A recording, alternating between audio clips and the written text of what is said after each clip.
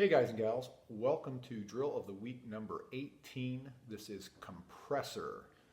Just a quick word about drill of the week 17, 18, and 19.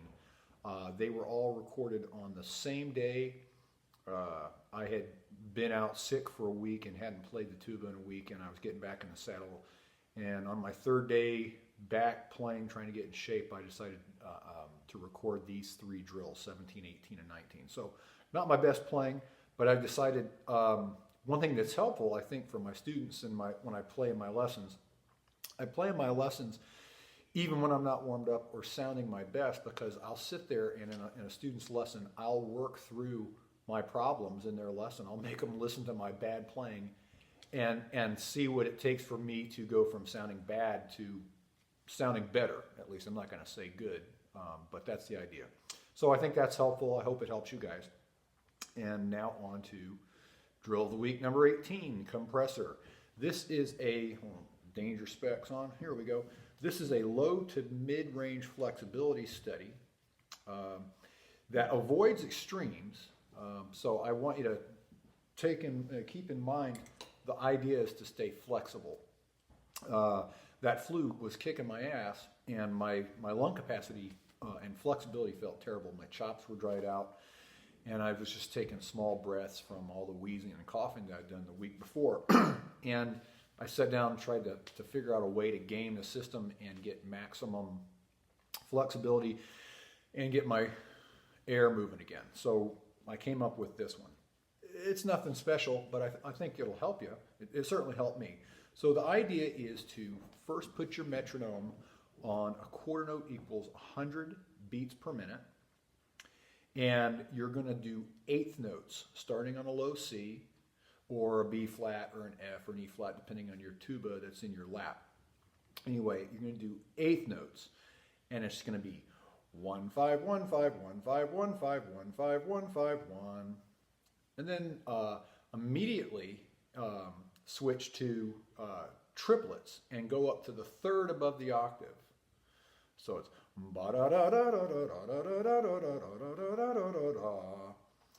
then to sixteenths and go to the fifth above the octave.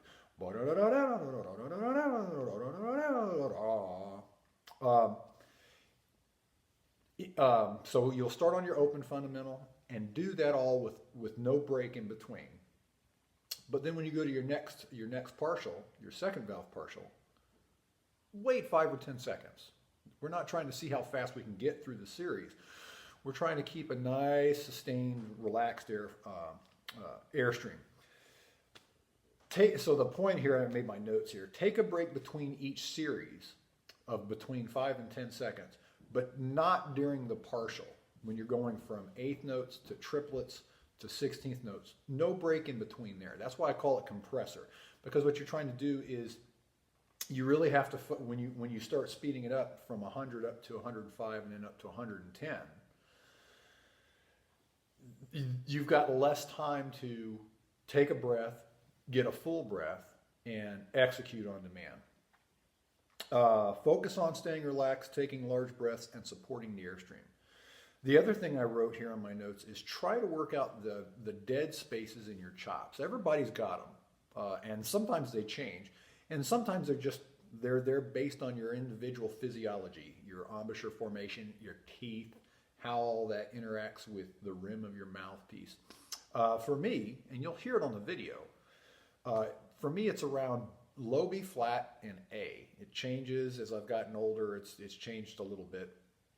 And surprisingly, as I've lost weight, I've got less meat up here, and it feels like it's moved around a little bit. But for me, A, low A, below the staff on a C tuba, has always been a little bit of a non-responsive note unless I've moved the mouthpiece. It's not a shift per se, it's just like a dead zone on my chops. Working on this study really helps me get in and out of it. But you'll see that I'm not in shape, and you'll hear it. I left the warts in there on the recording, and it's, I'm not proud of it. But I hope you can hear, you stay in there and try and fix the problem. Work the problem, as they say. So start at 100, get through, open, second valve, 1 and 2, 2, 3, 1, 3, 2, 4 combos. Basically the same as you would all 7 positions on a trombone. Then advance the metronome. I chose for this video to advance it to 105. So I went up 5 clicks, ran the whole drill again. Then I went up another 5 clicks to 110, run the drill again. You'll hear that I'm not always centering the notes in the series, in the pattern. And that's what I want you to hear, A, that I'm not perfect, duh. And number 2, what you're trying to accomplish with that. You're trying to get each one of those notes to pop and be really just resonant. Every one of them is like a pearl that's strung together with your airstream. And stay relaxed, focus on subdividing, and taking as big a breath as you can between each series within the partial. Because if you don't keep that mental calm, you'll take a small breath, and by the end of that series, you'll run out of air. Especially when you get into the longer valves, the 2 and 4 combinations, and you'll hear it, especially as I go faster, around 105 and definitely in the 110 series. You'll hear I peter out on low G and the G flat or F sharp. Learn from my mistakes and try to get better at that.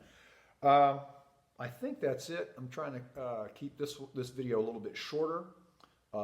Drill of the week number 19 will be coming out in the next day or two once I have a chance to compose my thoughts about it and sit down and shoot a video, edit it, and get it strung together with the previous video on that day of shooting that I did. So, drill of the week number 18, compressor. Hope it helps.